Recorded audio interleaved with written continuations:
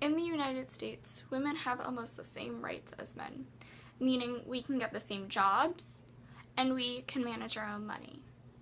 Yes, women might not have all the same rights as in may get promotions like men, but we do have most general rights.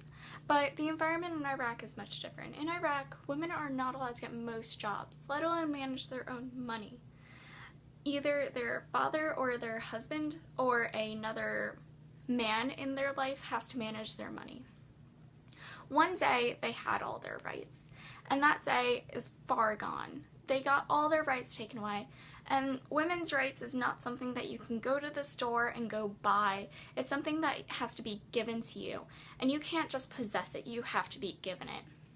The major issue in my country is that there aren't many feminists, meaning there aren't strong views for women's rights.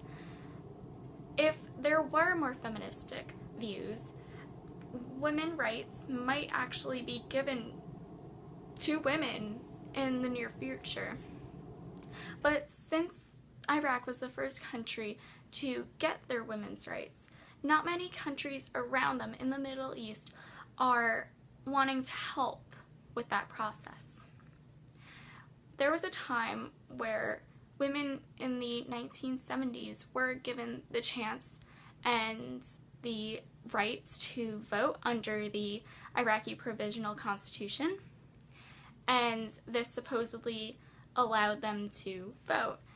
The fifth president of Iraq, Saddam Hussein, had feministic views where he tried to convince everybody, whereas he didn't, because there were still target killings to women who wanted their rights and asked for them. And the main point of this is, if there was a president who would help get women's rights, maybe they actually would get them. My main recommendation is to get a new president, because the president they have now is not likely to change his views on feminism, since he was one of the presidents that actually took it away. And not just feminism, but women's rights. So if he were completely to change his views, and if he were completely to just go, yes, feminism, let's give women all the rights as men, that would be good. That's least likely to happen, though.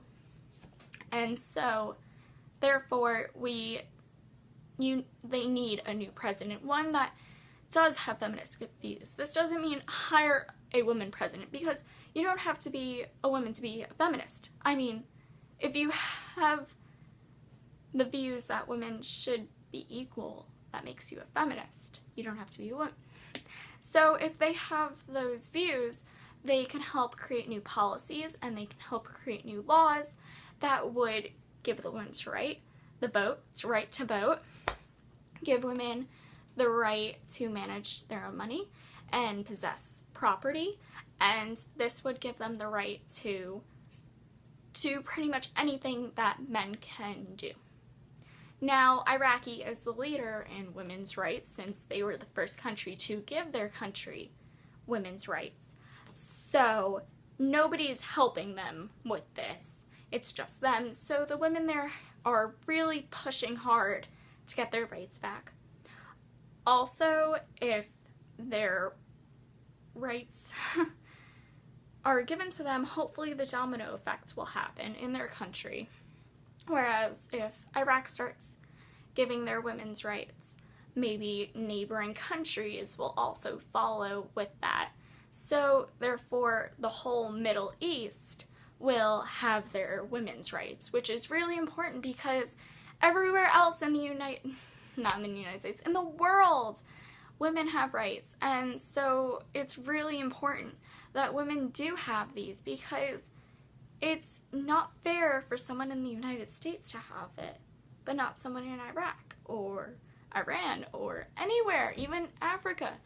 Women have rights here, and we should help women, our sisters there, get their rights back, and that's the main thing. So thank you very much.